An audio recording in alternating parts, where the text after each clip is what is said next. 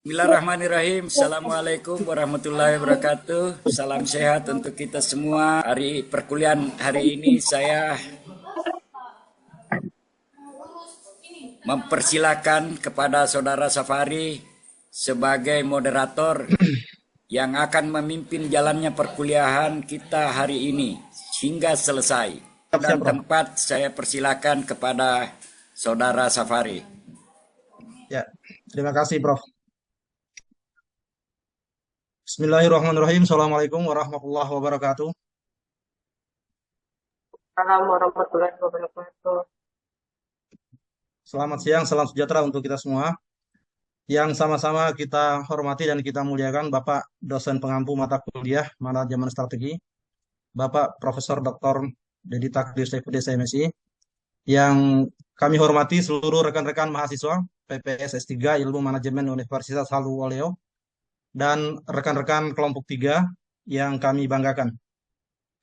Alhamdulillah wa syukurillah, pada siang hari ini kita berjumpa kembali, dipertemukan kembali dalam forum ini untuk membahas buku dari Thomas Wallen dan David Hanger pada chapter 11, yaitu Strategi Implementation, Staffing and Direction. Saya diberikan amanah oleh kelompok saya untuk memandu diskusi ini. Dalam kelompok kami, kelompok 3 ini, kami berjumlah 6 orang, yaitu saya sendiri sebagai moderator. Presenter nanti sebentar Ibu Satmawati.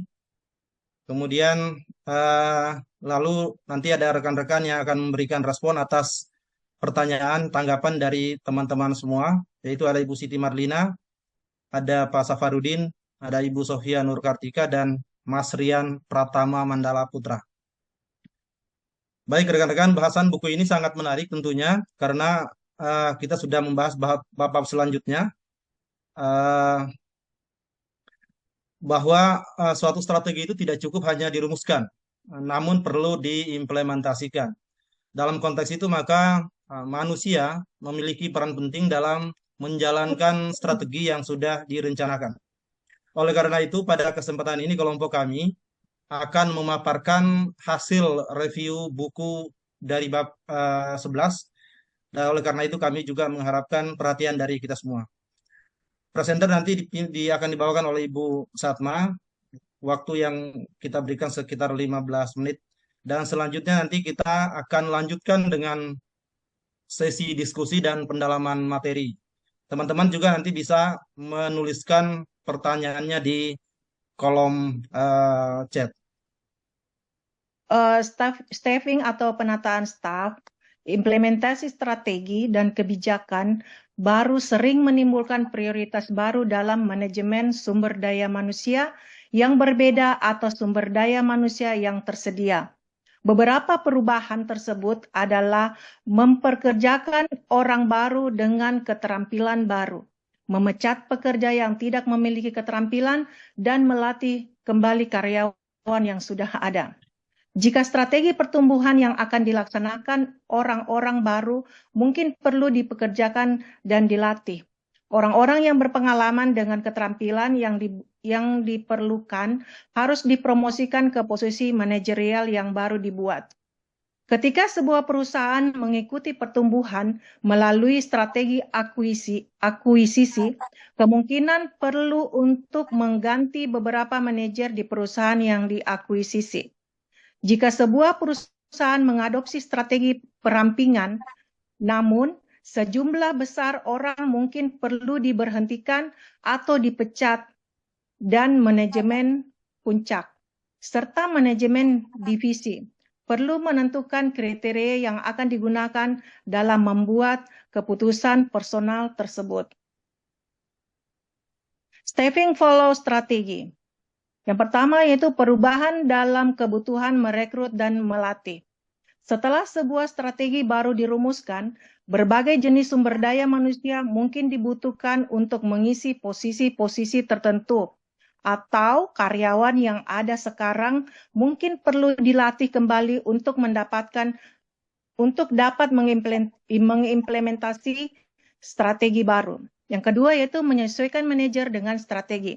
Beberapa ahli menyatakan bahwa jenis terbaik atau sosok yang paling sesuai dari seorang manajer umum yang dapat dengan efektif mengimplementasi sebuah strategi unit bisnis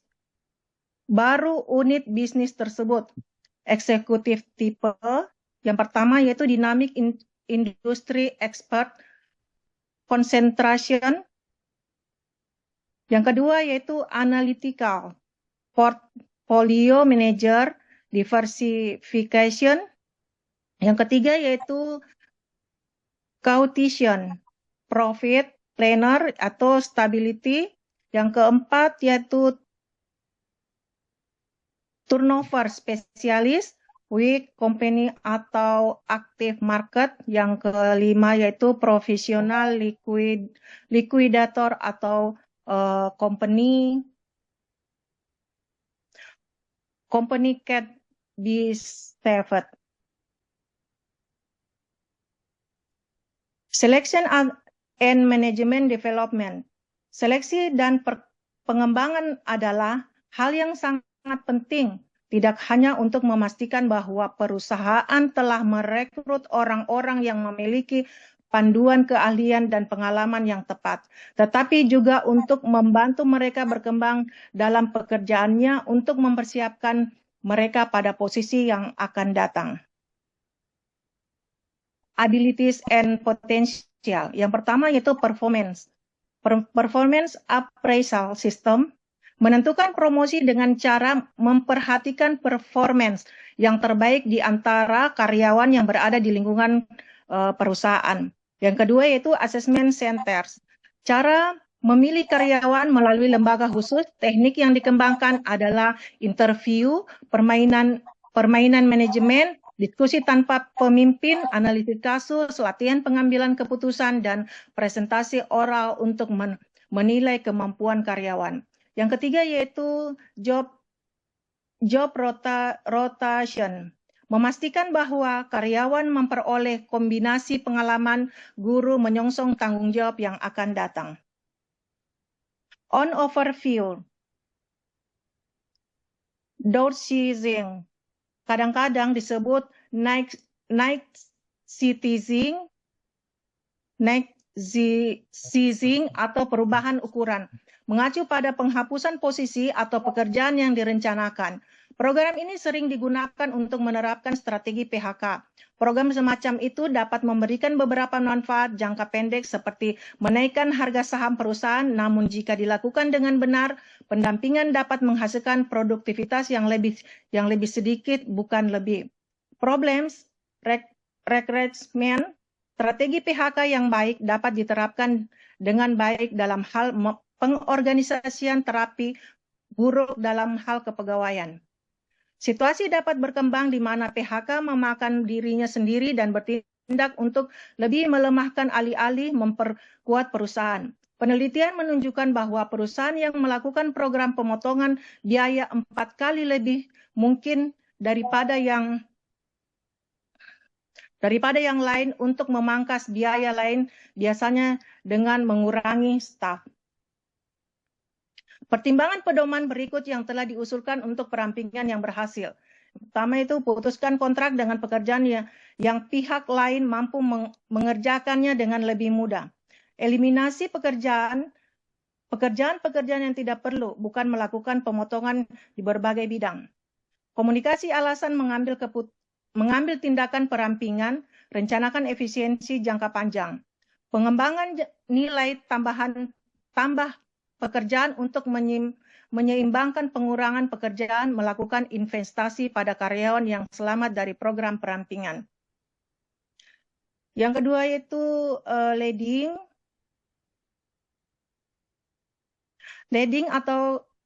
atau kepemimpinan. Implementasi juga melibatkan memimpin melalui pembinaan orang untuk menggunakan kemampuan dan keterampilan mereka dengan cara yang paling efektif dan efisien. Untuk mencapai tujuan organisasi tanpa arahan, orang cenderung melakukan pekerjaannya menurut pandangan pribadi tentang tugas apa yang harus dikerjakan, bagaimana, dan dalam urutan apa. Leading, mengelola perubahan budaya melalui komunikasi. Komunikasi adalah kunci manajemen perubahan efektif. Yang kedua, mengelola beragam budaya setelah akuisisi. Ketika melakukan merger atau mengakuisisi perusahaan lain, top manajemen harus mempertimbangkan potensi benturan budaya perusahaan. Yang ketiga itu mengelola budaya perusahaan. Budaya organisasi dapat sangat mempengaruhi kemampuan perusahaan untuk mengubah arah strateginya. Yang keempat yaitu menilai kompatibilitas strategi budaya. Saat menerapkan strategi baru, perusahaan harus meluangkan waktu untuk menilai kesesuaian strategi budaya. Mengelola budaya perusahaan. Karena budaya organisasi dapat memberikan pengaruh yang kuat pada perilaku semua karyawan.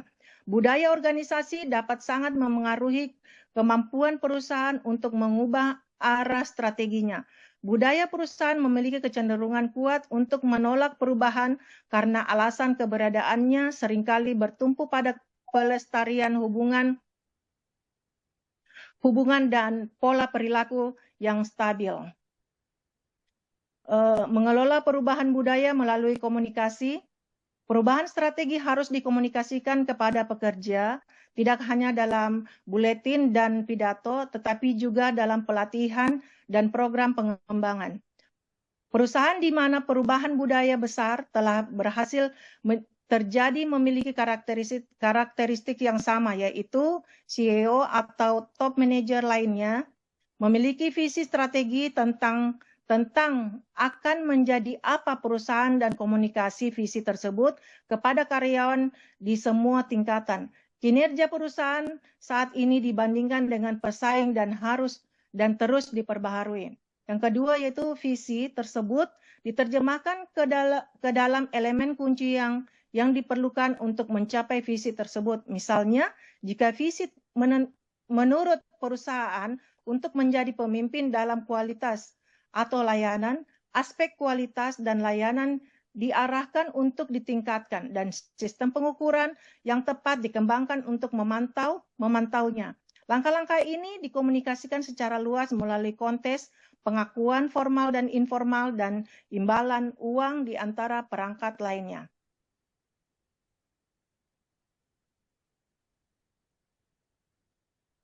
Mengelola beragam budaya setelah akuisisi. Ada 4 metode umum untuk mengelola budaya yang berbeda. Yang pertama, integritas. Integritas melibatkan memberikan dan menerima praktik budaya dan manajerial yang relatif seimbang antara mitra marger dan tidak ada pengenaan perubahan budaya yang kuat pada salah satu perusahaan. Yang kedua yaitu asimilasi. Asimilasi melibatkan dominasi satu organisasi atas organisasi lainnya. Dominasi tidak dipaksakan tetapi disambut oleh anggota perusahaan yang diakuisisi. Yang ketiga yaitu separasi. Pemisahan ditandai dengan pemisahan budaya kedua perusahaan. Mereka terpisah secara struktural tanpa pertukaran budaya. Yang keempat yaitu dekulturasi. Dekulturasi melibatkan disintegrasi budaya satu perusahaan akibat tekanan yang tidak diinginkan dan ekstrem dari perusahaan lain untuk memaksakan budaya dan praktik. Action plan, suatu kegiatan perencanaan yang dapat diarahkan untuk mencapai tujuan tersebut. Perencanaan tindakan. Hal penting dan mendasar yang perlu dipahami yaitu target. Yang kedua, mempelajari konsep perubahan. Rencana aksi penting karena beberapa alasan. Yang pertama, rencana aksi berfungsi sebagai penghubung antara perumusan strategi dan evaluasi dan pengendalian. Yang kedua, rencana aksi menentukan apa yang perlu dilakukan secara berbeda dari cara operasi saat ini dilakukan. Yang ketiga, yaitu selama proses evaluasi dan pengendalian yang datang kemudian, rencana aksi membantu dalam menilai kinerja dan dalam mengidentifikasi tindakan perbaikan apapun sesuai kebutuhan. Manajemen by objective atau MBO adalah suatu pendekatan organisasi untuk memastikan bahwa tindakan yang diajukan dapat mengarah kepada tujuan yang diinginkan. Proses pendekatan ini adalah sebagai berikut. Yang pertama, menyusun dan mengkomunikasikan sasaran perusahaan. Yang kedua, menyusun tujuan individu. Yang ketiga, mengembangkan rencana tindakan. Yang keempat, yaitu periodik mereview kinerja dan hubungannya dengan sasaran termasuk kepada penilaian hasil periodik. Total Quality Management atau TQM sesuai filosofi operasional yang menekankan komitmen pada kepuasan pelanggan dan peningkatan kelanjutan, dan TQM melibatkan komitmen pada kualitas, keunggulan, dan menjadi yang terbaik dalam seluruh fungsi. TQM mempunyai 4 tujuan. Yang pertama, kualitas produk dan layanan yang lebih baik serta lebih konsisten. Yang kedua, respon yang lebih cepat dan lebih stabil dalam proses untuk memenuhi kebutuhan pelanggan. Yang ketiga, fleksibilitas yang lebih besar dalam menyesuaikan diri terhadap perubahan kebutuhan pelanggan. Yang keempat, yaitu biaya yang lebih rendah melalui peningkatan kualitas dan penghapusan pekerjaan yang tidak menambah nilai. Unsur-unsur daripada TQM yang pertama itu fokus yang kuat pada kepuasan pelanggan, yang kedua pelanggan internal maupun eksternal, yang ketiga pengukuran yang akurat terhadap setiap variabel penting dalam operasi perusahaan, yang keempat yaitu perbaikan berkelanjutan terhadap produk dan layanan, yang kelima yaitu hubungan kerja baru yang didasarkan pada kepercayaan dan kerjasama tim. Terima kasih. Itulah pemaparan dari kelompok 3. Saya kembalikan ke moderator, Pak Safari. Ibu, jadi tadi saya rangkum kembali dari apa yang sudah disampaikan tadi. Nanti juga teman-teman sebentar mungkin lagi bisa menambahkan. Ataupun juga bisa mengajukan pertanyaan, karena mungkin juga kita masih memiliki waktu ini. Yang pertama tadi terkait dengan pertanyaan yang pertama bagian tak fokus, saya ulangi, bagaimana visi yang jelas. Jawaban teman-teman tadi adalah bagaimana menjadi inspirasi bagi yang anggota yang lain, kemudian cara membangun komunikasi, umpan balik dan apresiasi, dan yang kemudian lingkungan organisasi yang kondusif itu tadi dari Pak Safar. Lalu kemudian tadi ada dari filosofi yang bagus dari Pak Prof untuk bisa kita jadikan pegangan. Lalu yang tadi dari Bu Sofia, bagaimana ada teladan dan sebuah kutipan yang sangat baik. Satu teladan lebih baik daripada 1000 nasihat, itu mungkin jauh lebih kita dengar. Kemudian ada kejelasan tugas, ada skala prioritas kerja yang harus didahulukan, dan bagaimana mereduksi atau mengurangi hambatan. Itu yang terkait dengan yang pertama, bagaimana fokus. Yang kedua, agar apa yang disampaikan itu bisa dipahami dari Ibu Satma tadi, itu adalah bagaimana pemimpin itu bisa membangun komunikasi dua arah. Ada lagi-lagi ada keteladanan, membangun kedekatan secara emosional, ada partisipatif, dan ada pembinaan, kemudian ada nilai budaya yang menjadi kesepakatan bersama. Mungkin itu yang Pak Safar tanggapan dari kami. Saya ucapkan terima kasih atas perhatian dari teman-teman semua, bahwa sebelum saya tutup dari sini, buku ini sangat penting untuk kita baca memang, apalagi kita insya Allah nanti akan menjadi pemimpin, bagaimana mengelola manusia, bahwa di mana keberhasilan dari implementasi strategi itu sangat bukan hanya tidak sekedar kualitas perencanaan, tetapi juga bagaimana kita mengorganisasi dan mengelola sumber daya. Nah, mengelola sumber daya ini yang tadi yang baru-baru kita bahas itu adalah bagaimana kita melakukan staffing dan leading. Staffing itu di mana perlunya ada penempatan sumber daya yang sesuai, dan yang kedua yang lead itu adalah bagaimana pemimpin itu berperan sebagai orang yang menjadi agen perubah yang mengkomunikasikan visi strategis dari organisasi yang dipimpinnya. Lalu kemudian ada yang terkait dengan action plan atau rencana aksi rencana tindak aksi yang sudah dilaksanakan itu. Tadi kita sudah sering mendengarkan manajemen by objectives atau MBO dan total quality management sebagai alat yang memperlancar implementasi strategi. Tadi yang teman-teman sudah bahas bagaimana tadi keefektifan, bagaimana bisa dipahami. Saya kira dengan menerapkan prinsip ini seperti TQM itu, Total Quality Management atau manajemen by objectives itu juga menjadi salah satu alat ukur kita untuk melihat kemampuan.